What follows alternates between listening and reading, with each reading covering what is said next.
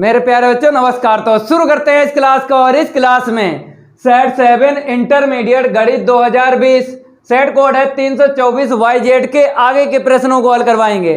और पिछली क्लास में प्रश्न 4 और 5 कंप्लीट करवा चुके हैं। जिन बच्चों ने प्रश्न 4 और 5 कंप्लीट नहीं किए हैं, लिंक डिस्क्रिप्शन में मिल जाएगा, कंप्लीट कर लेना। और इस क्लास में सेट 7 के आगे के प्रश्नों को हल करवाएंगे।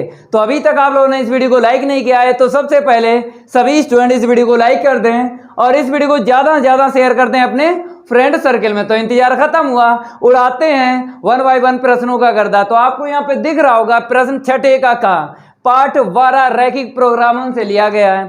तो सबसे पहले आपको देख लेना है प्रश्न में न्यूनतम या फिर अधिकतम लिखा हुआ, सबसे पहले आपको देख लेना है। तो अगर हम बात करें यहां से यहां तक, तो यहां पर क्या लिखा हुआ दिख रहा है? न्यूनतम। देख लो यहां पे सबसे पहले आपको न्यूनतम Z लिख लेना है, ठीक है। तो इसका हल देख लो। तो यहां पर हम लिख देते हैं न्यूनतम Z, ये Z के बराबर दिया गया है 2x प्लस का 3y माइनस का 1।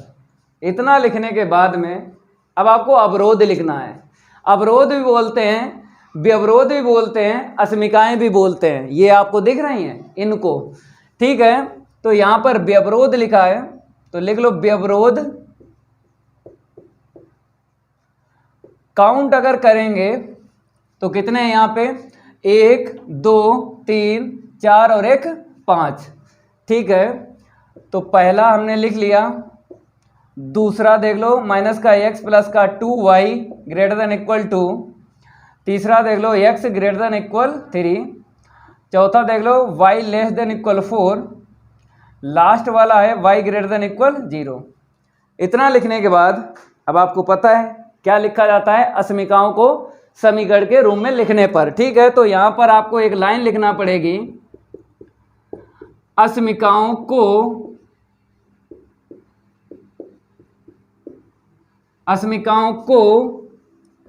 समीकरण के रूप में लिखने पर, ठीक है। तो आपको यहां पे दिख रहा होगा पहली अस्मिका में मीन्स व्यवरोध भी बोलते हैं, ग्रेटर देन हटा देना है, ये बराबर ले लेना है क्योंकि यहां पे क्या लिखा? समीकरण, ठीक है। तो x माइनस का y बराबर 0। अब बताओ पहली अस्मिका का अंताखंड बनेगा या नहीं बनेगा? तो अंताखंड तभी बनता है जब 3 पद होना चाहिए, 2 पद चर x और y के, 1 अचर पद होना चाहिए। लेकिन अचर पद 0 ना हो तभी अंताखंड बनता है। लेकिन यहाँ पे 2 पद 3 पद तो हैं लेकिन अचर पद 0 है तो अंताखंड नहीं बनेगा।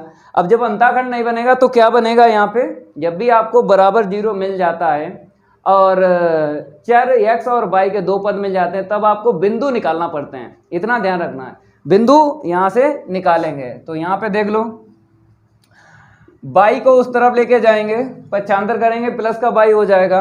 अब x के बटे y लिखेंगे और यहाँ पे 1/1 लिख लो क्योंकि बराबर में 1 मिलेगा, ठीक है। लेकिन हमने क्या बोला? बिंदु निकालना है तो 1/1 आपको लिखना है। तो x कामा y बराबर क्या हो जाएगा? 1/1, ठीक है। अब यहाँ पे देख लो ये दूसरा व्यवरोध है, माइनस का x प्लस का 2y और यहाँ पे ग्रेटर है ना, हटा दो, बराबर यूज कर लो क्योंकि समीकरण के रूप में लिखना है।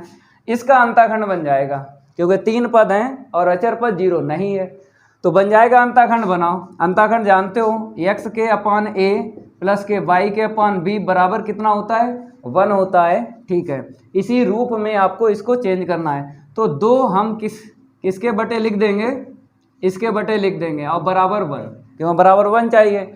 अब x के बटे आपको लिखना है, ठीक है। और जब बटे लिखना है तो ये माइनस आपको नीचे देना है क्योंकि x धनात्मक होना चाहिए और y भी धनात्मक होना चाहिए और बीच में प्लस भी होना चाहिए। तो बीच में यहाँ पे प्लस कर लो ये वाला। अब 2y के बटे हम 2 लिख देंगे, ठीक है।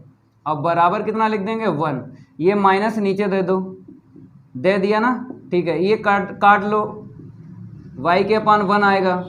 ये अंताखंड बन गया ना। इसे नंबर 2 डालो, इसे नंबर 1 डालो। हमने बताया था काउंटिंग करते रहना है, क्योंकि बाद में हम रेखाएं खींचेंगे और तीर लगाएंगे, तो इसीलिए नंबरिंग आपको करना है। यहाँ पे देखो x > 3 है, तो x बराबर आपको 3 लिख देना है, ठीक है, और इसे समीकरण 3 डाल देना है। y < 4 है, तो y = 4 आपको लिख देना है, इसे नंबर 4 डाल देना है। इसके बाद y > 0 है, y बराबर 0 लिख देना है, इसे नंबर 5 डाल देना है। इसके बाद आपको क्या करना है, पुट z बराबर 0, क्योंकि डब्बा बनेगा। z बराबर 0 हर एक प्रश्न में आपको करना पड़ेगा रैखिक प्रोग्रामन के। तो z बराबर 0 कर लिया। अब आपको क्या करना है, यहाँ से मान रख लेना है z का, कितना है 2x प्लस का 3y - 1 = 0। अब 1 को उस तरफ लेके जाएंगे, यहाँ पर बिंदु नहीं निकलेगा। z बराबर 0 है ना, मान रखा तो 3 पद मिल गए, और बराबर है 1 मिल गया, 0 नहीं है, तो अंताखंड आपको बनाना है इसका, ठीक है। तो अंताखंड बनाना है तो आपको पता है बराबर 1 तो पहले से मिल गया, देखो यहाँ पे। अब बटे में लिखना है, ये बटे में लिखना है 1/2 ऐसे करके, प्लस ये भी बटे में लिखना है 1/3 ऐसे करके, ठीक है, ऐसे बनाना है। 2 है ना, सबसे नीचे लिख दो, क्योंकि अगर इस लाइन को देखें सॉल्व करें तो यही मिलेगी। 2 सबसे ऊपर जाएगा 2x मिल जाएगा, 3 सबसे ऊपर जाएगा 3y मिल जाएगा। अब आपको दशमलव में चेंज करना है, 0.5 मिलेगा, और प्लस क्या y के अपान यहाँ पे कितना मिलेगा बताइए, 0.3। दशमलव के 1 अंक तक ही आपको निकालना है, ठीक है, इतना ध्यान रखना, बराबर 1। अब ये बन गया है अंताखंड, ठीक है। इतना काम करने के बाद अब डायग्राम बनेगा, इसको हम रफ कर देते हैं, ठीक है, रफ हो गया। अब आपको डायग्राम बना लेना है। सबसे पहले आपको स्केल निकाल लेनी है, और ऊर्ध्वाधर रेखा खींचना है और क्षैतिज रेखा। तो सबसे पहले हम ऊर्ध्वाधर रेखा खींचेंगे, ये खींच गई ऊर्ध्वाधर रेखा, ठीक है। अब क्षैतिज रेखा खींच लेते हैं, ये खींच गई क्षैतिज रेखा, ठीक है। तो यहाँ पर लिख लेना है x अक्ष, थोड़ा इसको ऐसे कर लो, और इसका अपोजिट यहाँ पे लिखना है, थोड़ा रफ कर देते हैं। अपोजिट रहेगा x', यहाँ पे लिख देना है y अक्ष, और यहाँ पे लिख देना है y'। अब आपको अंतराल लेना है, अंतराल अपने पास से नहीं लेते हैं, अंताखंड से लेते हैं।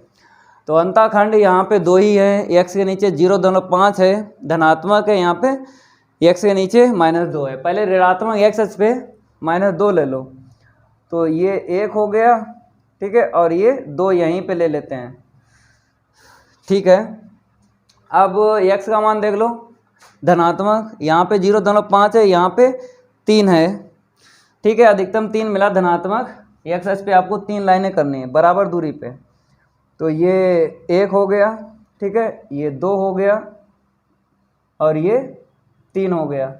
अब y के नीचे 1 है, y के बराबर 4 है, यहाँ पे 0.3 है, अधिकतम कितना मिला 4 मिला है, धनात्मक मिला है, y अक्ष पे ले लेना है अंतराल 4, ठीक है। ये 1 हो गया, ये 2 हो गया, और ये 3 हो गया, और ये 4 हो गया, ठीक है। अब रेखाएं खींच लेना है, चलो रेखाएं खींचते हैं। तो मेरे प्यारे बच्चों, यहाँ पे देखो नंबर 1 पड़ा है ना, बिंदु। सबसे पहले ये बिंदु की रेखा खींचनी है। 1, है, x का मान 1 है, y का मान 1 है, तो यहाँ से आपको चलना है, x 1 हो गया, y 1 हो गया, यहाँ पे मिल जाएगा आपको, ठीक है, 1, अब ये रेखा कहाँ से होकर जाएगी, देख लो, मूल बिंदु से होकर जाएगी। क्यों? क्योंकि अगर हम बात करें, ये जो है y बराबर mx के रूप की है, और y बराबर mx जो है मूल बिंदु से होकर जाती है रेखा, आपको पता ही है। खींच लो पहले, ठीक है, खींच लेते हैं। 2 बिंदुओं से एक रेखा खींची जाती है, ये खींच गई 2 बिंदुओं से एक रेखा, ठीक है। इसे नंबर कितना डाल दो, 1 डाल दो। अब इसके बाद में आपको करना क्या है, नंबर 2 देखना है। x से नीचे -2 है, तो यहाँ पे -2 मिल जाएगा, तो यहाँ पे लिख देते हैं -2, 0, ठीक है। अब y के नीचे कितना 1, तो 1 यहाँ पे मिल जाएगा, 0, 1 यहाँ पे लिख दो। अंताखंड आपको खींच लेना है। 2 बिंदुओं से एक रेखा खींची जाती है, दो बिंदुओं से एक रेखा खींची जाती है, ये हमने खींच ली दो बिंदुओं से एक रेखा, ठीक है।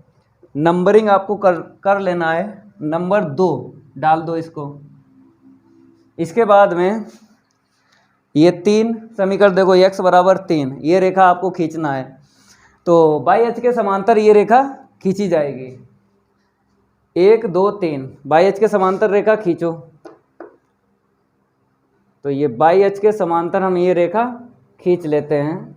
यहाँ पे कितना मिल जाएगा, 3,0 मिल जाएगा ना, और इसको नंबर 3 डाल दो।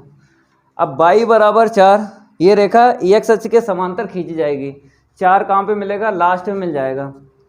चलो एक रेखा खींचो, बाई बराबर 4 जो है किसके समांतर खींचना है बताइए,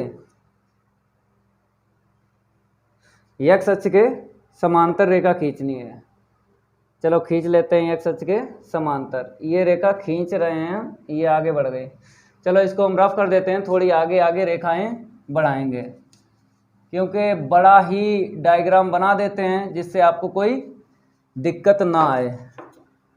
देख लेना है आपको, समझ लेना है। अरे भाई साहब चलो खिंच जाओ, खिंच गई, ठीक है। इसको भी हम बढ़ा लेते हैं, थोड़ा और बढ़ा लेते हैं,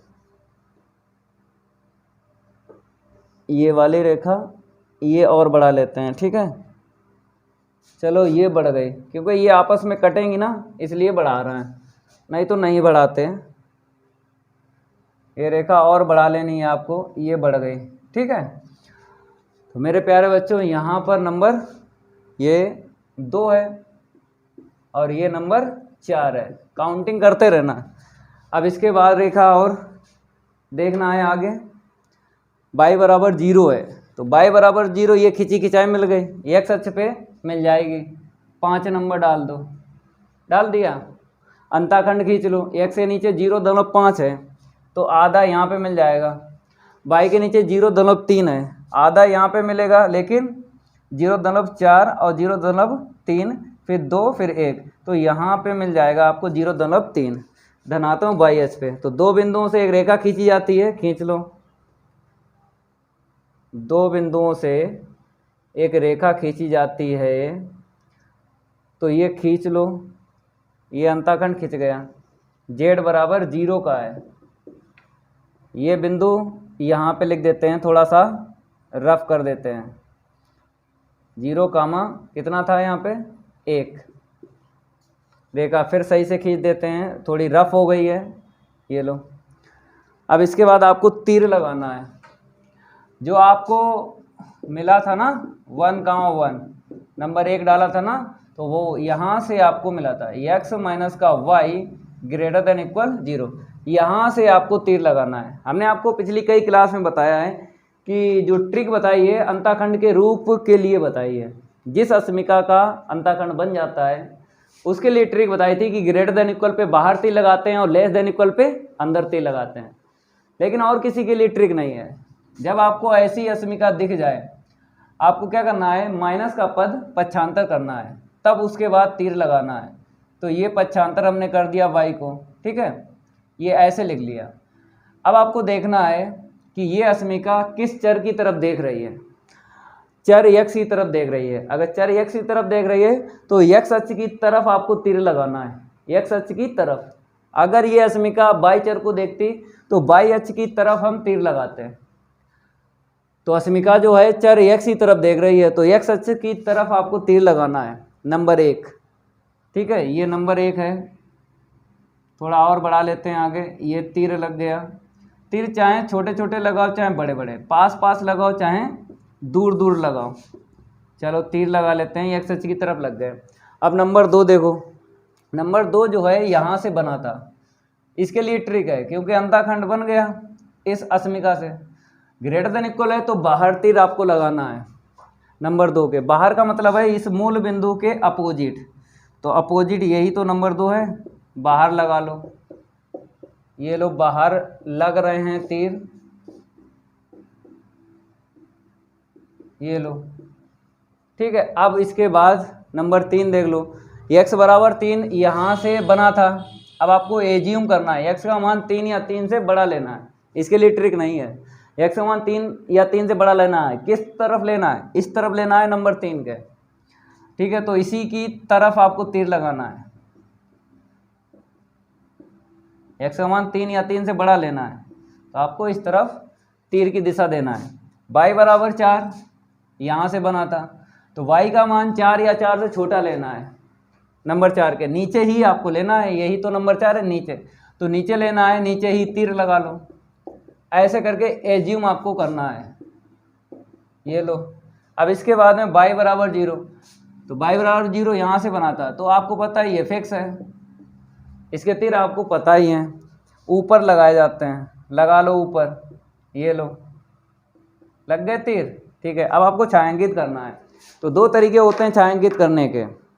एक तो तरीका ये होता है जहाँ पर सारे तीर मिल जाएं रेखाओं के, वहाँ पे छायांकित हो जाता है। दूसरा तरीका ये, आपके पास 2-3 पटरी हों, पटरी रख रख के जो बचेगा हिस्सा वही छायांकित होगा। तो दूसरा तरीका हमें अच्छा ज़्यादा लगा है क्योंकि उससे गलत नहीं होता है। जैसे आपको क्या करना है, इस रेखा को पकड़ना है, आगे वाले तीर आपको देखना है, जिस रेखा में वही रेखा पकड़ लो। तो ये हमने पटरी रख ली, इस पर रख ली ना, ठीक है। इसका मतलब ये है इसके पीछे छायांकित नहीं होगा, आगे होगा। आगे तीर आपको दिख रहा है तो यहाँ पे छायांकित नहीं होगा क्योंकि इसने बोल दिया मेरे पीछे छायांकित नहीं होगा, आगे ही होगा। और इस रेखा ने क्या बोल दिया, मेरे ऊपर नहीं होगा, नीचे होगा, ठीक है। और इस रेखा ने क्या बोल दिया, मेरे पीछे नहीं होगा, आगे होगा, ठीक है। ये देखो, ये तीर आपको दिख रहे हैं आगे वाले जे। चलो हम डार्क कर देते हैं, मेरे पास एक ही स्केल और होता, ठीक है, तो हम यहाँ पे रख देते। तो ठीक है, ये मिल गया हिस्सा। अब इसने क्या बोल दिया, इस रेखा ने, ये वाली रेखा है नंबर 2 वाले, इसने बोल दिया मेरे नीचे नहीं होगा, ऊपर होगा छाएंगे। तो ये वाले तीर हमने पकड़ लिए। और इस रेखा ने बोल ही दिया मेरे पीछे छायांकित नहीं होगा, आगे ही होगा, तो ये छायांकित होगा। ये ऐसे करके आपको छायांकित करना। और ये रेखा हम मिटा देते हैं, ठीक है। ये रेखा नहीं है, ये तो हमने पार्ट करने के लिए किया था, ठीक है। ये छायांकित होगा। अब छायांकित भी आपको पता है परिबद्ध होता है और अपरिबद्ध होता है छायांकित। तो बताइए परिबद्ध है कि अपरिबद्ध है? तो ये छायांकित जो है, कैप उठा लेते हैं, ये छायांकित जो है परिबद्ध है। तो कैसे लिखना है, यहाँ पे लिख देते हैं, सुसंगत क्षेत्र परिबद्ध है। यहाँ पे लिख लो परिबद्ध है। परिबद्ध का मतलब होता है बाउंडेड, यहाँ पे लिख देते हैं बाउंडेड होता है इसका मतलब। इंग्लिश भी लिख लो, कोई दिक्कत वाली बात नहीं है, ठीक है। अब बिंदु आपको देखना है। प्रश्न में क्या लिखा था बताइए? प्रश्न में न्यूनतम लिखा था ना कि अधिकतम लिखा था? हम देख लेते हैं क्योंकि हम तो रफ कर चुके हैं, तो देख लेते हैं इसमें अंशाल में क्या लिखा था। न्यूनतम लिखा था, न्यूनतम जेड। तो न्यूनतम जेड में क्या होगा, जो सबसे पहले बिंदु मिल जाए वही आपको लेना है छायांकित के आसपास। तो कितने मिले हैं हमको? 1 2 3 4 बिंदु मिले, इनमें से एक मिलेगा, ठीक है। तो इसको हम रफ कर देते हैं। अब आपको लिख लेना है न्यूनतम बिंदु, इसको भी हटा देते हैं, न्यूनतम बिंदु। चलो ये भी रफ हो गया। यहाँ पर आपको लिख लेना है न्यूनतम बिंदु। अब बताएंगे कैसे मिलेगा, ठीक है। आपके पास स्केल होगी, निकाल लो स्केल। तो यहाँ पर आपको रखना है जेड की रेखा पर रखना है और आगे बढ़ाना है।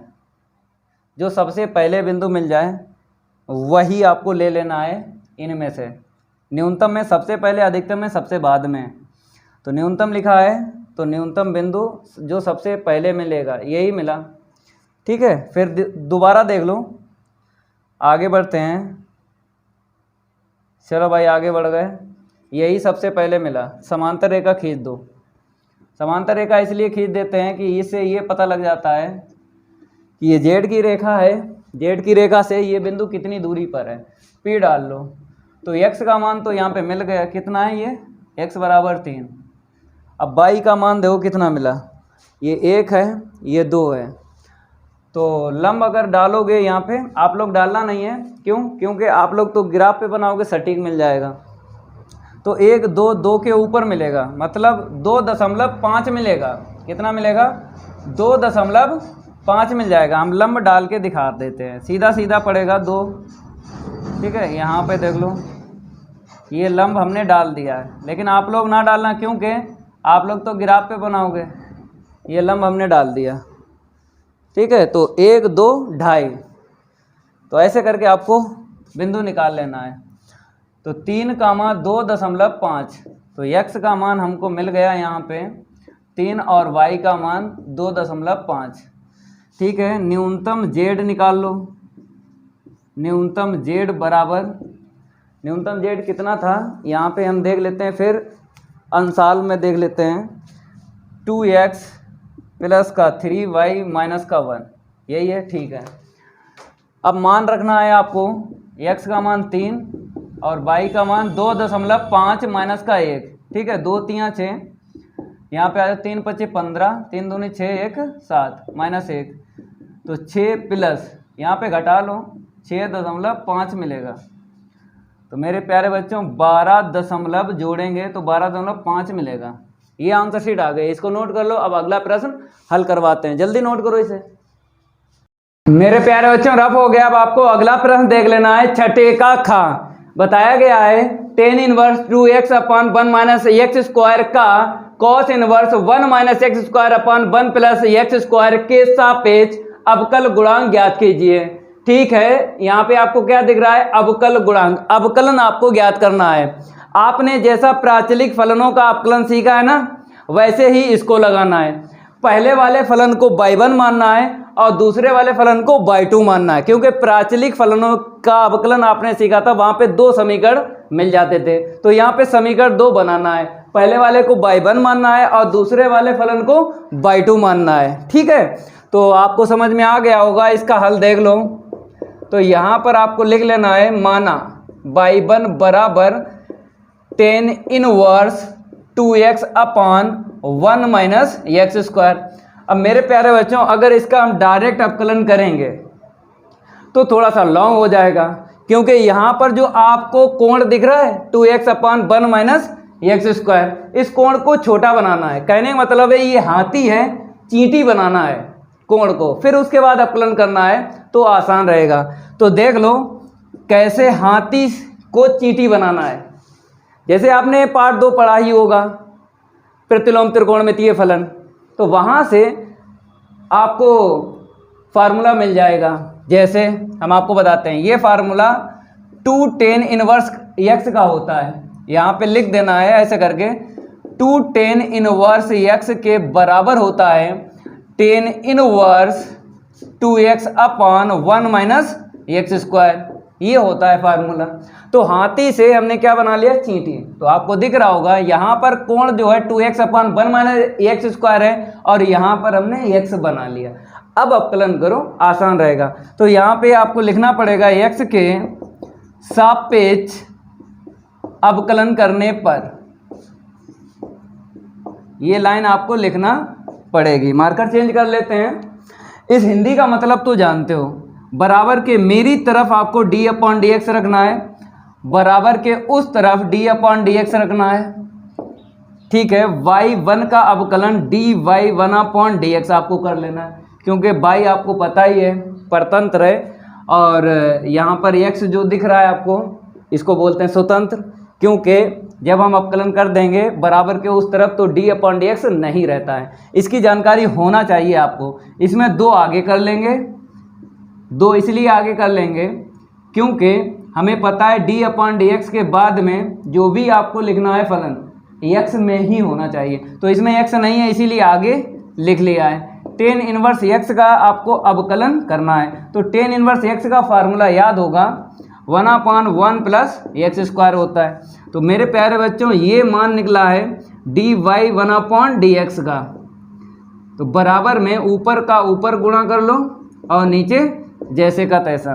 ठीक है, इसके बाद में आपको करना क्या है, जैसे आपने फलन पहले वाले का अपकलन किया, सेम टू सेम आपको दूसरे वाले फलन का अपकलन करना है। तो यहाँ पे हम मान लेते हैं इसको भी y2 के बराबर। क्या है दूसरा फलन, cos inverse 1 minus x square upon 1 plus x square, इतना है।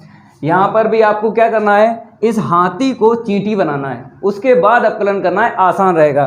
तो ये भी फार्मूला मिल जाएगा आपको प्रतिलोम त्रिकोणमितीय फलन में, पार्ट 2 में होता है 2 tan इनवर्स x, ये होता है। तो यहाँ पे लिख देते हैं 2 tan इनवर्स x के बराबर होता है cos inverse 1 minus x square upon 1 plus x square, ये होता है फार्मूला।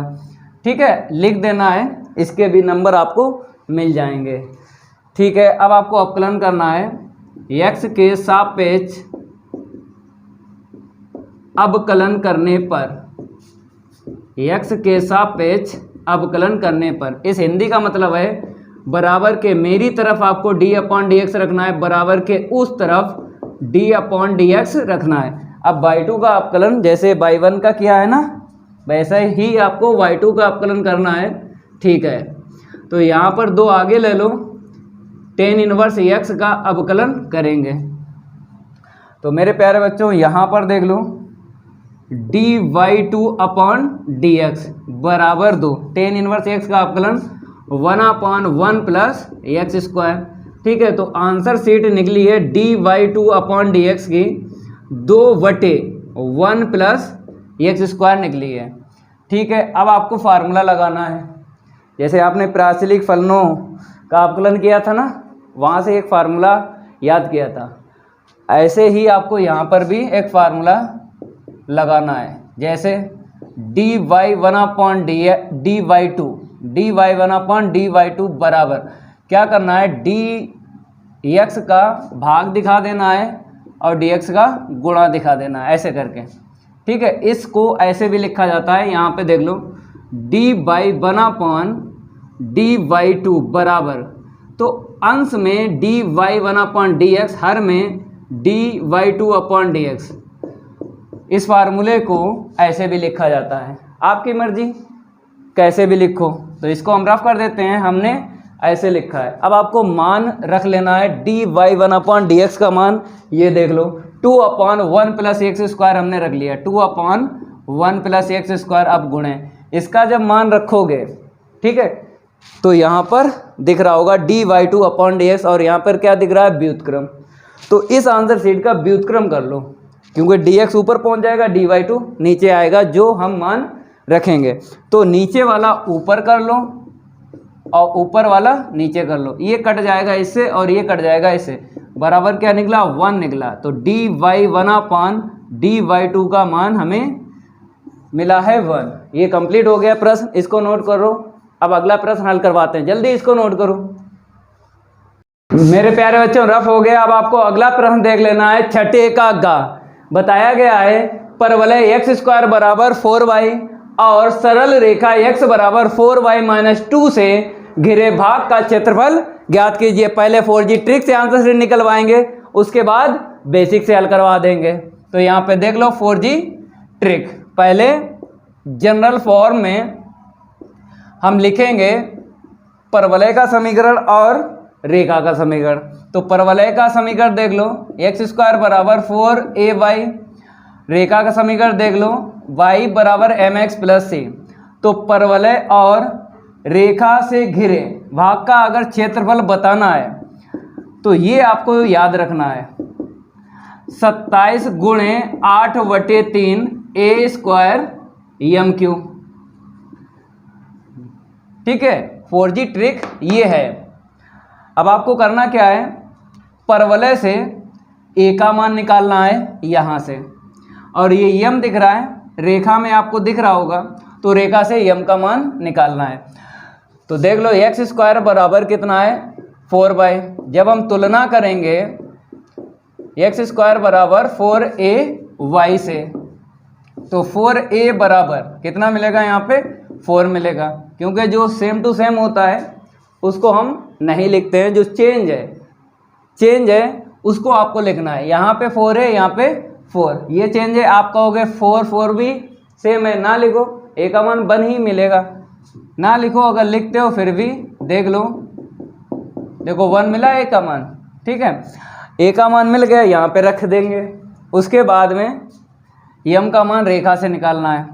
तो रेखा जो दी गई है x बराबर 4y माइनस का 2, 2 को इस तरफ भेजेंगे तो ये प्लस का हो जाएगा बराबर 4y। अब y को अकेला छोड़ना है क्योंकि यहाँ पे y अकेला है, तो 4 का आपको भाग लगाना है। तो x प्लस का 2/4। अब आपको दिख रहा होगा यहाँ पे 2 पद हैं, यहाँ पे एक ही पद है। 2 पद बनाना है, लघुत्तम वापस दे देना है। 2 एकम 2, 2 दूनी 4। तो मेरे प्यारे बच्चों, यहाँ से अगर देखा जाए यम का मान, इस रेखा से तुलना करेंगे तो यम का मान 1/4 निकलेगा। y बराबर mx प्लस c से जब हम तुलना करेंगे तो यम का मान निकला 1/4, ठीक है। अब इस फार्मूले में रख लो तो इसका क्षेत्रफल ज्ञात हो जाएगा। 27 गुणे 8/3, ए का मान कितना निकला है 1, तो यहाँ पे 1 रख लो, 1 का स्क्वायर, ठीक है।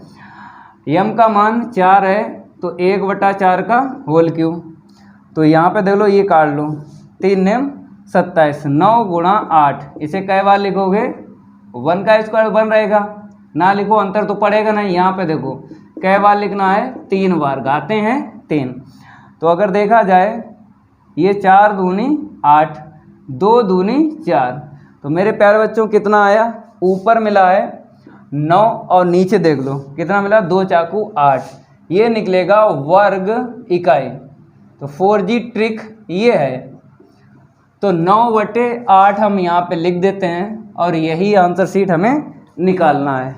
इसको नोट कर सकते हो, ठीक है। 4G ट्रिक को रफ कर देते हैं, उसके बाद हम लगवा देंगे बेसिक से। तो रफ करने में थोड़ा सा टाइम लग जाता है, फिर भी रैपिड फायर रफ करते हैं जल्दी।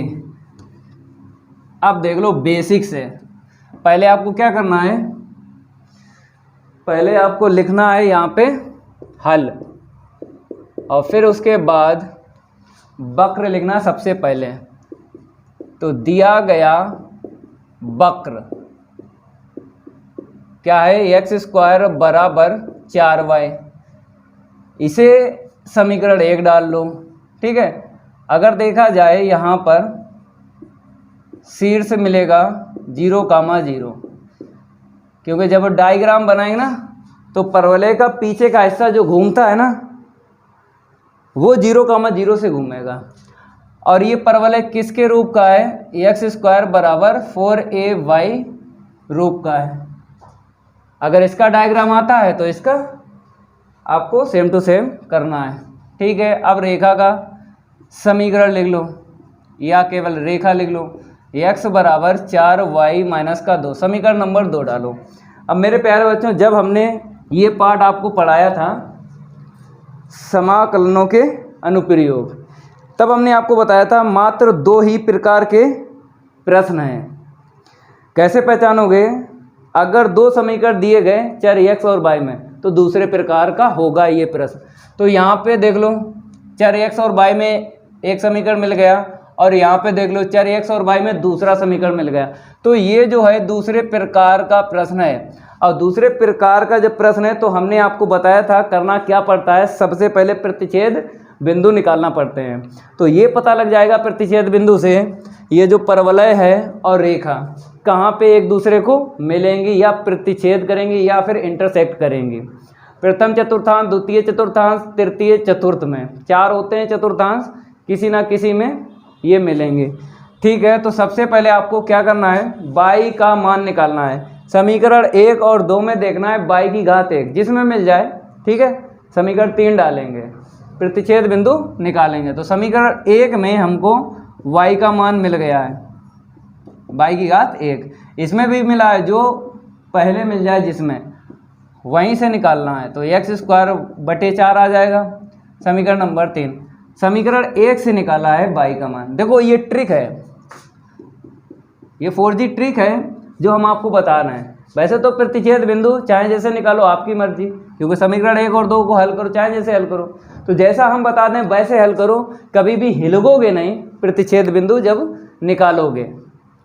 चाहे अदर राइटर की बुक उठा लो, ठीक है, एनसीईआरटी को उठा लो, चाहे मनोज रेगी उठा लो, चाहे जिसकी उठा लो, जो ट्रिक बता रहे हैं वही ट्रिक आपको यूज करना है। कभी भी हिलगोगे नहीं इन सवालों में, ये मेरा आपसे वादा है। तो जैसा बता रहे हैं वैसा काम करो। y का मान समीकरण 1 से निकाला है और किस में रखना है, समीकरण 2 में रखना है। तो यहाँ पे लिखना पड़ेगा y का मान समीकरण 2 में, यहाँ पे क्या लिखो, 2 में रखने पर, चलो 2 में रखेंगे तो x बराबर 4y है। y का मान कितना है, x²/4, फिर माइनस का 2 आपको लिख देना है। 4 से 4 कट गया, इसको उस तरफ लेके जाएंगे, द्विघात समीकरण बना लेंगे। तो x² प्लस का है, इसको उस तरफ लेके गए, माइनस का हो जाएगा, माइनस का 2 बराबर 0। अब हम गुणनखंड करेंगे, 2 एकम 2। तो मेरे प्यारे बच्चों माइनस का 2x कर लो और 1x 1 कर लो प्लस का, क्योंकि हमें चाहिए माइनस का x, ठीक है। अब x कॉमन ले लो पहले 2 पदों में, तो इतना मिलेगा। यहाँ पे कॉमन ना मिले तो 1 ले लो, तो ब्रैकेट में सेम मिला, ठीक है। तो गुणनखंड मेरे सही है। सेम ब्रैकेट को एक बार और बचा हुआ दूसरे ब्रैकेट में आपको लिख लेना है। तो x बराबर यहाँ से 2 मिल गया, यहाँ से -1 मिल गया। अब x का मान किस में रखना है, यहाँ पे देखो जो समीकरण 3 बनाया ना, इसमें आपको रखना है। तो x के मान समीकरण 3 में रखने पर, रख लो समीकरण 3 में। तो y बराबर कितना है, x²/4, एक साथ रखेंगे, ठीक है।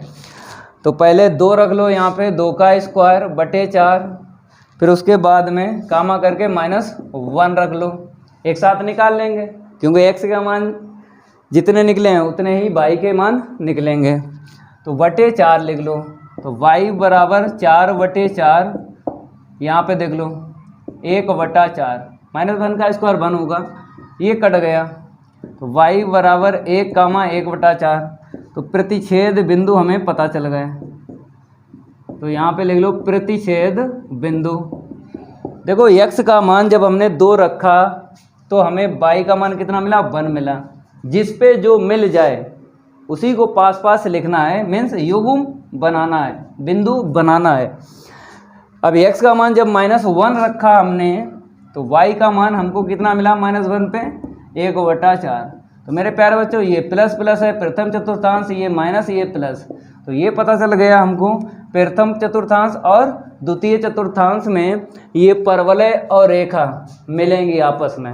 इतना नोट करो। अब हम क्या करते हैं, बनाते हैं डायग्राम, क्योंकि समाकलन विधि से हमें क्षेत्रफल निकालना है। इसको हम रफ कर देते हैं, आप लोग तब तक उस तरफ को नोट करो। डायग्राम कैसे बनाना है हम आपको बताते हैं। आपको पता है परवलय, सबसे पहले यहाँ पर ऐसे करके x अक्ष, ठीक है, क्षैतिज रेखा और ऊर्ध्वाधर रेखा y अक्ष। यहाँ पे देखो परवलय, परवलय में चर x और y में आपको विषम घात देखना है। जिस पे विषम घात मिल जाए उसी अक्ष पे परवलय बन जाएगा। तो विषम घात किस पे मिली है, y पे मिली है, और वो भी आगे धनात्मक है, तो धनात्मक y अक्ष पे ही परवलय बनाना है। तो y अक्ष है, ये देखो परवलय, ये ऐसा बनाना है परवलय, ठीक है, ऐसे करके, क्योंकि पीछे का हिस्सा कहाँ से घूमेगा, 0,0 से, क्योंकि हमने शीर्ष लिखा था ना, ठीक है। अब इसके बाद आपको रेखा खींचनी है ये, तो रेखा कैसे खींचनी है हम आपको बताते हैं। प्रतिच्छेद बिंदु से खींच लेंगे।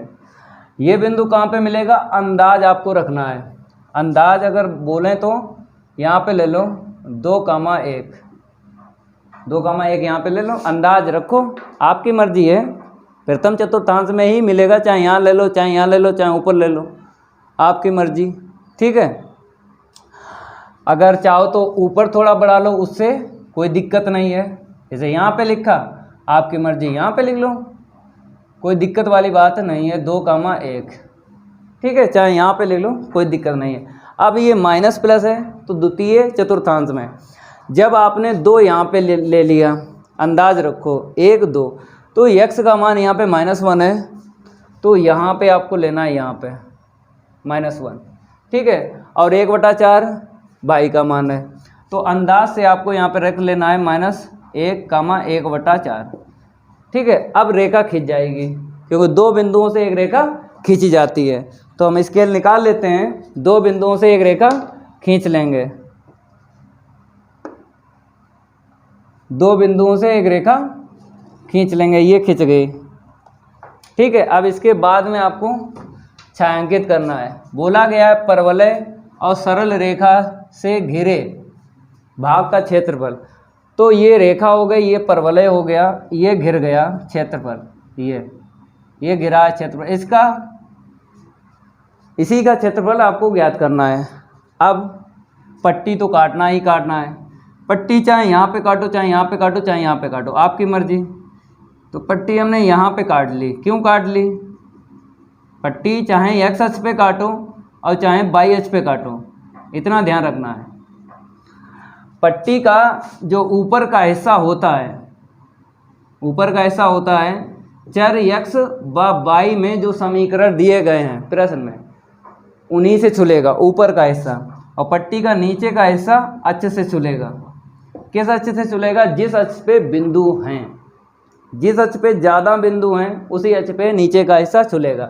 जैसे इस बिंदु की बात करें, जैसे इसे नीचे हम उतार लाएंगे तो 2 आएगा नीचे, 1 नहीं आएगा। कहने मतलब है भुज आएगा, कोटि नहीं आएगी, कोटि रोने लगेगी, मैं क्या करूँगी जाके, मैं तो 0 हो जाऊँगी, क्योंकि x अक्ष पे y का मान 0 होता है। तो लंब डाला है हमने, ठीक है। या दूसरे शब्दों में हम बोलते हैं, हमने इस बिंदु के लिए सीढ़ी लगाई, तो नीचे आएगा भुज उतर के, कोटि नहीं आएगी। यहाँ पे देख लो, इसको जब हमने सीढ़ी दे दी इस बिंदु को, तो सीढ़ी लगाई तो -1 आएगा, 1/4 नहीं आएगा, समझ गए? Same to same. अब हम जो बता रहे थे उसको सीखो। नीचे का हिस्सा अक्ष से छुलेगा, पट्टी का उसी अक्ष से छुलेगा जिस अक्ष पे बिंदु है। तो देख लो किस अक्ष पे बिंदु दिख रहे हैं, x अक्ष पे, तभी हमने ऐसा किया है। पट्टी का नीचे का हिस्सा x अक्ष से छुलाया, ऊपर का हिस्सा चर x और y से छुलेगा, जो आपको ये परवलय और रेखा दिख रही है। तो देख लो ऊपर का हिस्सा ये रेखा से छुल गया, और यहाँ पे देखो एक बिंदु ये है, ये परवलय से छुल गया, ऐसे समझना है। ऊपर का हिस्सा जो है इससे छुला, इससे छुला, एक ये है परवलय और ये रेखा है। तो कहने मतलब है ये 2 बिंदु आपको दिख रहे हैं, दिख रहे हैं। तो ऊपर बिंदु कौन सा है, नीचे बिंदु कौन सा है, आपको दिख रहा होगा।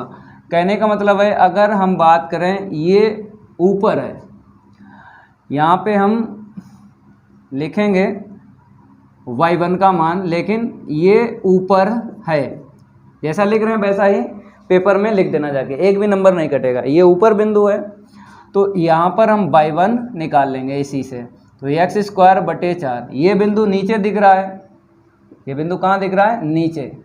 तो यहाँ से हम क्या करेंगे, y2 का मान निकालेंगे। ये ट्रिक है।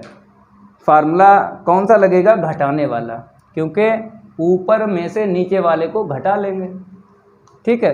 तो नीचे क्या है, परवलय, तो थोड़ी मिस प्रिंट हो गई है क्योंकि ये रेखा है, रेखा से आपको निकालना है मान y1 का, रेखा से निकालना, क्योंकि ये रेखा का बिंदु टच हुआ है।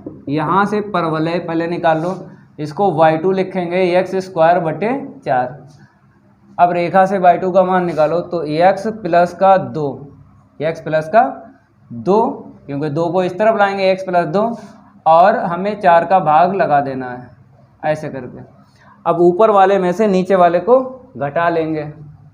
देख लो अभीष्ट, यहाँ पे क्या लिखना है, अभीष्ट क्षेत्रफल। फार्मूला पहले लिख देते हैं, y1 - y2, घटाने वाला लगेगा, ठीक है। जोड़ने वाला कब लगता है, जब पता ना चले कि ऊपर कौन है नीचे कौन है, तब आपको प्लस वाला फार्मूला लगाना है। प्लस वाले में लिमिट अलग अलग होती है, लेकिन माइनस में लिमिट दोनों की सेम होती है। इसको हम रफ कर देते हैं। अब क्या करना है, समाकलन करना है। समाकलन पहले आपको क्या करना है, लिमिट लेना है। तो देख लो यहाँ पर लिमिट की बात करें अगर हम, अगर आपने यहाँ से लिमिट ली 0 से 2 तो आपको 2 का गुणा करना पड़ेगा, ऐसा हमने सिखाया है। लेकिन कब करना पड़ता है, जब छायांकित जो है 2/4 में सेम टू सेम हो, बराबर हो, बराबर। तो ये बराबर नहीं दिख रहा है, जितना यहाँ पे छायांकित है उतना यहाँ पे नहीं दिख रहा है, ज़्यादा दिख रहा है। ये जगह ज़्यादा है, ये कम जगह है, तो 0 से 2 लिमिट नहीं ले सकते हो। ठीक है, बंटवारा अगर सेम हुआ है तब आपको 0 से 2 लिमिट लेना है और 2 का गुणा करना है, तो इसका भी निकल आता। लेकिन बंटवारा सेम नहीं हुआ है, ये तो ज़्यादा है, ये कम है। जब ज़्यादा कम है तो लिमिट आपको यहाँ से लेनी है, -1 से 2। ठीक है, ये आपको समझना है कि लिमिट हमको कहाँ से कहाँ तक लेनी है। बहुत से बच्चों की कमेंट आई थी कि सर पट्टी काटना ज़रूरी है। पट्टी तो भाई ज़रूरी है काटना, क्योंकि पट्टी नहीं काटोगे पता कैसे लगेगा ऊपर कौन है नीचे कौन है। तो पट्टी तो काटना है। बाई 1 आपको ले लेना है x प्लस का 2/4। ठीक है, ले लिया। अब बाई 2 यहाँ से x²/4, x²/4। ठीक है, अब आपको समाकलन करना है। तो यहाँ से 1/4 आगे कर लो, -1 से 2, तो x प्लस 2 का समाकलन करना है। इसका अलग करना है, 1/4 अलग ले लो, -1 से 2 x² का समाकलन करना है अलग। तो 1/4 x का समाकलन x²/2, जिसका समाकलन हो जाए उसकी लिमिट पक्की हो जाती है। अचर पद का 2x होगा, x में लिमिट आपको यूज करना है। यहाँ पे आ जाओ, -1/4 x² का समाकलन x³/3, x⁻n का फार्मूला यहाँ पर भी लगा है, यहाँ पर भी लगा है। ठीक है, अब देख लो यहाँ पे 1/4, 1/2 आगे ले लो, ये वाला। अपर लिमिट रखोगे 2 का स्क्वायर 4, माइनस के बाद में लोअर लिमिट रखोगे -1 का स्क्वायर 1। ठीक है, प्लस का 2 यहाँ पे रखो, अपर लिमिट 2, माइनस के बाद में लोअर लिमिट रखोगे ना तो माइनस का 1 मिलेगा, माइनस माइनस प्लस का 1। ठीक है, -1/12, 4 3 12।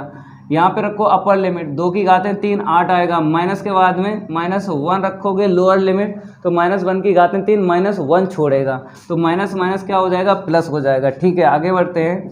1/4 यहाँ पे कितना मिलेगा, 3/2 मिल जाएगा, और प्लस यहाँ पे कितना मिलेगा, 3 दूनी 6 मिल जाएगा। माइनस का यहाँ पे 9/12 मिल जाएगा। अब यहाँ पे देख लो, लघुत्तम लेंगे। पहले तो 1/4 ऐसे ही लिखो, 2 छंग 12 और 3 15/2 हो जाएगा।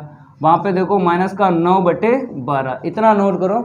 अब इस तरफ हम रफ करेंगे और आगे बढ़ाएंगे अभीष्ट क्षेत्रफल को। ये डायग्राम आपको नोट कर लेना है।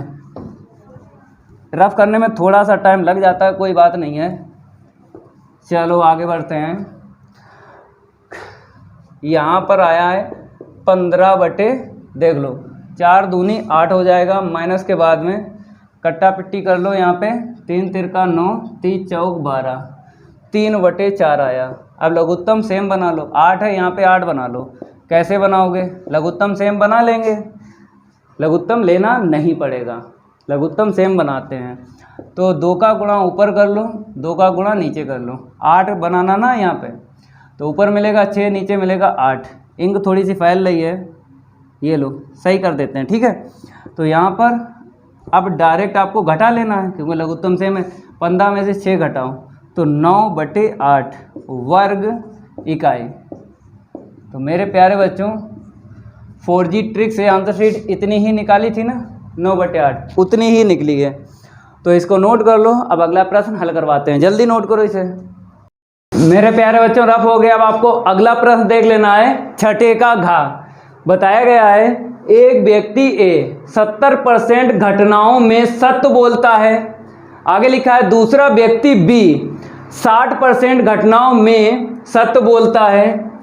एक घटना में दोनों के एक दूसरे से सहमत होने की प्रायिकता ज्ञात कीजिए। ठीक है, एक दूसरे के सहमत होने की प्रायिकता ज्ञात करनी है। तो सबसे पहले आपको प्रायिकताएं जो दे दी गई हैं उनको लिख लेना है। ठीक है, यहाँ पे इसका हल देख लो। एक व्यक्ति ए 70% घटनाओं में सत्य बोलता है, ठीक है, पी ए बराबर 70%।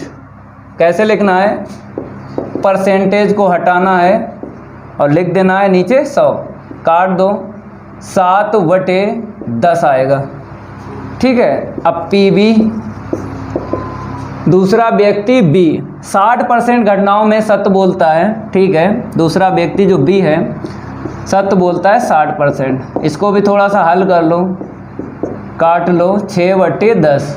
देखो 6 और 10 कट जाएगा ना 2 से, लेकिन काटेंगे नहीं, बाद में जब लास्ट आंसर शीट निकालेंगे ना प्रायिकता, तब वहाँ पे कट्टा पिट्टी करेंगे। और आपको पता ही है नीचे 10, 100, 1000 काटे नहीं जाते हैं, ठीक है, इतना ध्यान रखना है। अब देखो यहाँ पर बोला गया है दोनों एक दूसरे से सहमत होने की प्रायिकता, ठीक है। इसमें 2 स्थिति बन जाएंगी। देखो यहाँ पर हम आपको बताते हैं पी ए और पी बी। देखो हमने यहाँ पर गुणा क्यों कर दिया, पहले ये देख लो। गुणा इसलिए कर दिया, दोनों घटनाएं एक साथ घटित होंगी। जब 2 घटनाएं एक साथ घटित होंगी तो आपको पता है स्वतंत्र घटना का यूज करते हैं। 2 या 2 से ज़्यादा घटनाएं एक साथ घटित होती हैं तो गुणा करना पड़ता है। तो हम आपको बताते हैं जब व्यक्ति ए सत्य बोलेगा तो व्यक्ति बी भी सत्य बोलेगा, तभी एक दूसरे से सहमत होंगे, ठीक है। अगर एक सत्य बोलेगा दूसरा असत्य बोलेगा तो एक दूसरे से सहमत नहीं होंगे। दोनों ही सत्य बोलेंगे तो एक दूसरे के सहमत होंगे, पहली स्थिति बन गई। तो गुणा कर लो, पी ए का मान 7/10 है, पी बी का मान यहाँ से देख लो 6/10 है, कितना हुआ 42/100। ऊपर का ऊपर गुणा कर लो और नीचे का नीचे गुणा कर लो। इसके बाद दूसरी स्थिति ये है, फिर देख लो एक दूसरे से सहमत कब होंगे। दूसरी स्थिति में एक दूसरे से सहमत कब होंगे, जब दोनों ही झूठ बोलेंगे। सहमत तभी होंगे एक दूसरे से 2 व्यक्ति या तो सत्य बोलेंगे दोनों, या फिर दोनों ही असत्य बोलेंगे, ठीक है। गुणा ही करना है, इसका मतलब जानते हो, हम आपको बताते हैं। जैसे PE प्लस PE डैश क्या होता है, बराबर 1 होता है। तो यहाँ पे डैश है, इसका मतलब ये किरास हमने किया है, इसका मतलब डैश ही होता है। तो आपको क्या करना है, 1 में से माइनस करना है। देखो ये नहीं की प्रायिकता है, ठीक है, निकालेंगे तो देख लो 1 - PE करना पड़ता है, 1 - PE करना पड़ता है, तो 1 - PA करना पड़ेगा। तो PA का मान कितना है 7/10, ठीक है। और PB का मान देख लो 1 में से, क्योंकि नहीं की प्रायिकता ज्ञात करेंगे, 1 में से माइनस कर देंगे 6/10, ठीक है। तो यहाँ पे देख लो, यहाँ पे आएगा 10 एकम 10, 10 में से 7 जाएगा, 3 मिलेगा, ठीक है, 3/10। और यहाँ पे कितना मिलेगा, 10 में से 6 जाएगा, 4/10 मिल जाएगा। गुणा करेंगे, पहले उसको हम रफ कर देते हैं, ये थोड़ी सी बातें आपको आना चाहिए जो वहाँ पे हमने आपको बताई हैं। तो 4 × 3 = 12 इतना आएगा 100। अब यहाँ पे एक लाइन कर लेना है। अब आपको स्थिति जो बनी है तो या करके बनी है, या तो पहली स्थिति या दूसरी स्थिति, तभी सहमति होगी। या में क्या होता है, आपको प्लस करना है, पहली स्थिति और दूसरी स्थिति को क्या करना है, प्लस करना है, तब निकलेगा एक दूसरे से। यहाँ पे लिख दो, एक दूसरे से, जो लिखा है प्रश्न में वही लिख लो, एक दूसरे से सहमत होने की प्रायिकता। जोड़ लो, यहाँ पे कितना है 42/100 प्लस 12/100, तो बराबर यहाँ पे लिख देते हैं। लघुत्तम सेम है तो डायरेक्ट ही आपको प्लस कर लेना है। तो 2 + 2 4, और 4 और 1 5/100, तो 100 को हटाएंगे, दशमलव लगाएंगे, ठीक है। ये आंसर शीट आई है। ये आंसर शीट किस में लाई करना चाहिए, इसमें ही लाई करना चाहिए, तो आंसर शीट करेक्ट है। अगर ये आंसर इसमें नहीं लाई कर रही तो इनकरेक्ट है। तो लाई कर रही है 0.5 54 है, तो इसमें मिल जाएगी। ये कंप्लीट हो गया, इसको नोट करो। अब अगला प्रश्न हल करवाते हैं, जल्दी इसको नोट करो। मेरे प्यारे बच्चों रफ हो गया। अब आपको अगला प्रश्न देख लेना है, छठे का अड़ा। यहाँ पे बताया गया है यदि vector A comma vector B comma vector C तीन सदिश राशियां इस प्रकार हैं कि vector A plus vector B plus vector C बराबर शून्य सदिश, तो सिद्ध कीजिए कि vector A cross vector B के बराबर vector B cross vector C के बराबर vector C cross vector A है। ये सिद्ध करना है। तो ये आपको दिख रहा है vector A plus vector B plus vector C बराबर शून्य सदिश, यही बताएगा कि ये जो तीन पद हैं एक दूसरे के बराबर हैं, ये बता देगा। तो सबसे पहले आपको यही लिख लेना है। देख लो इसका हल दिया है, लिख लो।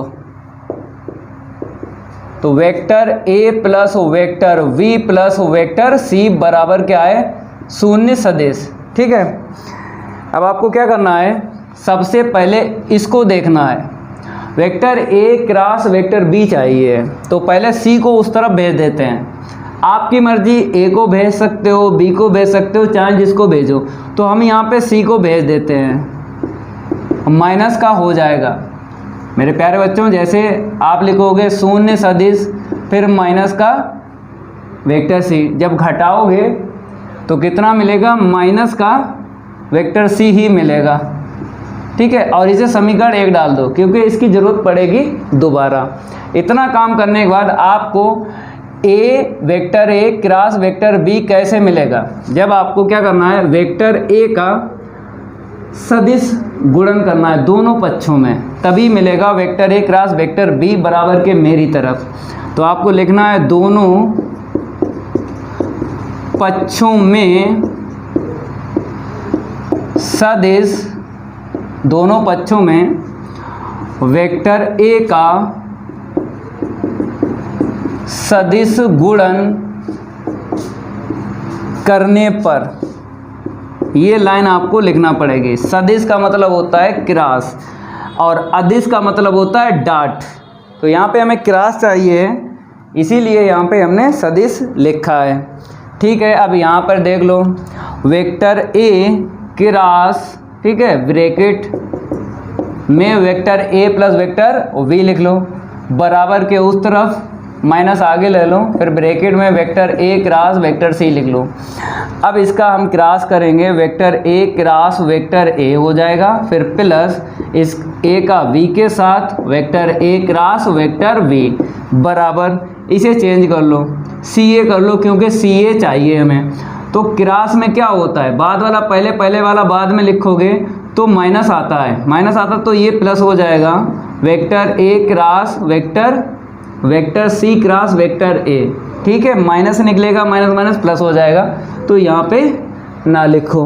अब देखो वेक्टर ए क्रॉस वेक्टर ए, जैसे आई कैप क्रॉस आई कैप क्या होता है बताइए, शून्य सदिश होता है। तो ऐसे ही vector A cross vector A का शून्य सदिश निकलेगा। ठीक है, plus vector A cross vector B बराबर vector C cross vector A. तो शून्य सदिश में अगर ये सदिश जोड़ोगे तो यही सदिश आपको मिलेगा। तो vector A cross vector B बराबर vector C cross vector A, इसे समीकरण नंबर 2 डालो, तो ए बी जो है सी ए के बराबर आ गया।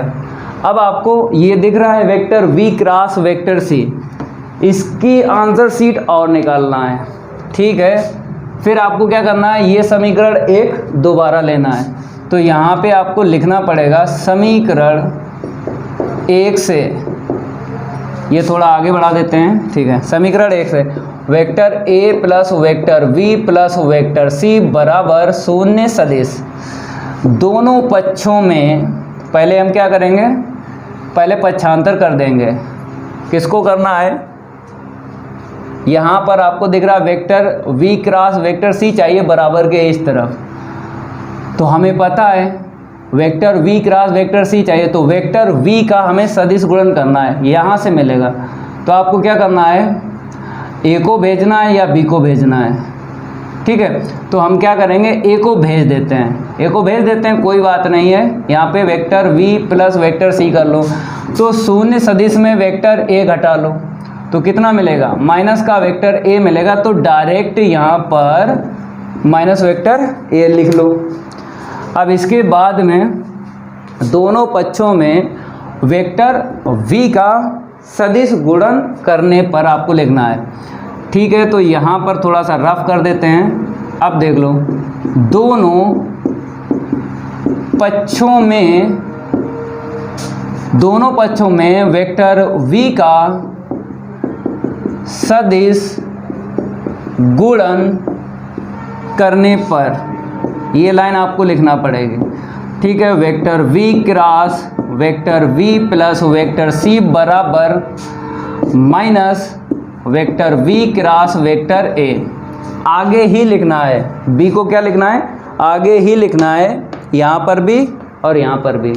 ठीक है, अब देखो क्रॉस करेंगे v का b के साथ प्लस फिर b का c के साथ। अब इसे चेंज करो, क्योंकि हमें क्या चाहिए, ए बी चाहिए। तो ए को पहले लिखोगे और बी को बाद में, तो ये माइनस है और ये माइनस निकलेगा प्लस हो जाएगा, vector A cross vector B. तो प्लस ना लिखो, ये इसको हम रफ कर देते हैं, प्लस ना लिखो। ठीक है, ये बताइए, जैसे यहाँ पर सेम टू सेम का क्या होता है, शून्य सदिश, यहाँ पर भी सेम टू सेम है तो शून्य सदिश लिख लेना है। Plus vector v cross vector c बराबर vector a cross vector b। तो शून्य सदिश में इतना जोड़ोगे तो इतना ही आपको मिलेगा। तो vector v cross vector c बराबर vector a cross vector b। इसे समीकरण नंबर 3 डाल लो। अब देखो यहाँ पर ए बी जो है सी ए के बराबर है और यहाँ पर ए बी जो है बी सी के बराबर है, तो एक दूसरे के क्या हो जाएंगे, ये बराबर हो जाएंगे। देखो कैसे, समीकरण एक नहीं है, समीकरण 2 यहाँ पे और यहाँ पे 3 लिखना है, 2 व 3 से। तो पहले इसको लिखेंगे, vector A cross vector B किसके बराबर है, यहाँ पे देखो vector A cross vector B जो है vector B cross vector C के बराबर है। Vector A cross vector B इसके बराबर है और इसके बराबर है। तो हमने देखा पहले हमें ए बी चाहिए, फिर बी सी चाहिए, फिर सी ए चाहिए, तभी हमने पहले इसको लिखा। फिर vector A cross vector B के बराबर ये भी है तो बाद में लिखो vector C cross vector A. ठीक है, अब आंसर शीट देखो, मैच हो गई, नोट कर लो, ये कंप्लीट हो गया। प्रश्न 6 का लास्ट प्रश्न बचा है 4, उसको भी लगवाएंगे, पहले इतना नोट कर लो, जल्दी नोट करो मेरे प्यारे बच्चों। रफ हो गया। अब आपको अगला प्रश्न देख लेना है 6 का 4। बताया गया है सिद्ध कीजिए कि इतना बराबर इतना। ठीक है, तो आपको LHS यहाँ पे ले लेना है। इसका हल देख लो, हम ले के चलेंगे LHS। ठीक है, tan इनवर्स कोण देख लो क्या दिया गया, 1 प्लस x रूट में, फिर दूसरे रूट में 1 माइनस x दिया गया है, फिर तीसरे रूट में 1 प्लस x दिया गया है, फिर लास्ट वाले रूट में इतना दिया गया। अब इसको कैसे आगे हल करोगे, हमने आपको 100% कैलकुलेशन बताई थी जब हमने अवकलन और समाकलन आपको पढ़ाया था। 1 प्लस कॉस 2 थीटा, 1 को कैंसिल करने के लिए अगर यहाँ पर प्लस है तो कॉस 2 थीटा का फार्मूला कॉस के पदों में लगाना है, यही बताया था। देखो 1 से 1 कैंसिल हो गया। ठीक है, अब दूसरा देख लो, जैसे अगर माइनस मिल जाए तो आपको पता है कि अगर यहाँ पर माइनस है तो cos 2 थीटा का फार्मूला साइन के पदों में लगाना, तब ये 1 कैंसिल होगा। तो 1 माइनस का 2 साइन स्क्वायर थीटा, 1 से 1 कैंसिल हो गया। तो यहाँ पर जो दिख रहा है 1 प्लस 1 माइनस 1 प्लस 1 माइनस, तो x के स्थान पर आपको क्या रख देना है, cos 2 थीटा। तो ये कैलकुलेशन बन जाएगी।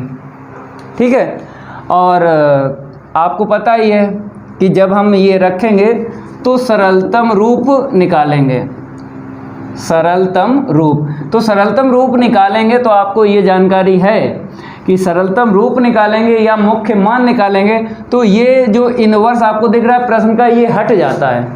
जब भी आपको मुख्य मान निकालना हो या सरलतम रूप निकालना हो इन्वर्स का, तो प्रश्न में जो इन्वर्स हो है यहाँ पे हट जाता है। इतनी जानकारी आपको होना चाहिए। रखेंगे हम यहाँ पे,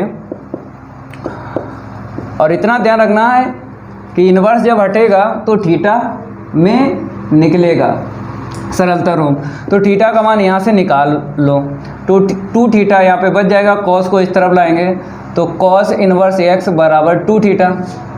अब थीटा बराबर 1/2 कॉस इन्वर्स x, इसे समीकरण 1 डाल लो, इसकी ज़रूरत पड़ेगी। ठीक है, अब जहाँ जहाँ आपको x दिख रहा है टेन इन्वर्स के कोण में, वहाँ कॉस 2 थीटा रखना है। थोड़ा इधर से लिखते हैं, टेन इनवर्स ब्रैकेट में 1 प्लस का कॉस 2 थीटा, फिर यहाँ पे रख लो 1 माइनस का कॉस 2 थीटा अपान में यहाँ पे रख लो 1 प्लस का कॉस 2 थीटा। ठीक है, यहाँ पे रख लो 1 माइनस का कॉस 2 थीटा।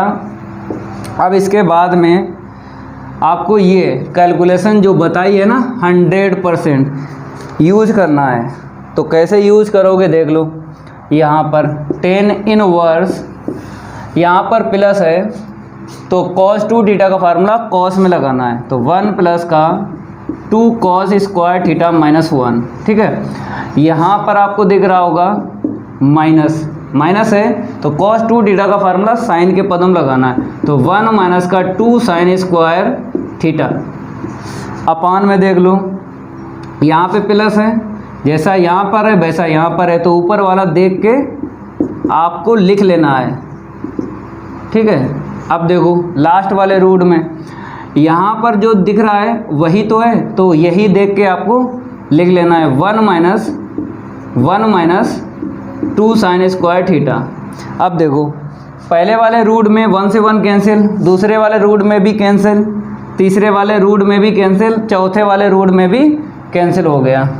ठीक है, अब आगे बढ़ते हैं, मार्कर चेंज कर लेते हैं। तो यहाँ पे देख लो टेन इनवर्स रूट से बाहर निकालेंगे तो कॉस निकलेगा। ठीक है, यहाँ पर देख लो रूट से बाहर निकालेंगे माइनस माइनस प्लस साइन निकलेगा, 2 नहीं निकलेगा, इसे रूट में रखेंगे। ऐसे सेम टू सेम लिख लो, ऊपर वाला छाप लो क्योंकि पहला पद और तीसरा पद सेम टू सेम है और दूसरा पद और चौथा पद सेम टू सेम है, माइनस माइनस प्लस ऐसे करके। अब अंश में आपको √2 और हर में √2 कॉमन लेके कैंसिल कर देना है। इसको हम रफ कर देते हैं। चलो आगे बढ़ते हैं। यहाँ पर बराबर में टेन इनवर्स, ठीक है, जब हम √2 कॉमन लेंगे तो यहाँ पे आपको दिखाना पड़ेगा ऊपर कितना मिला कॉस थीटा माइनस का साइन थीटा।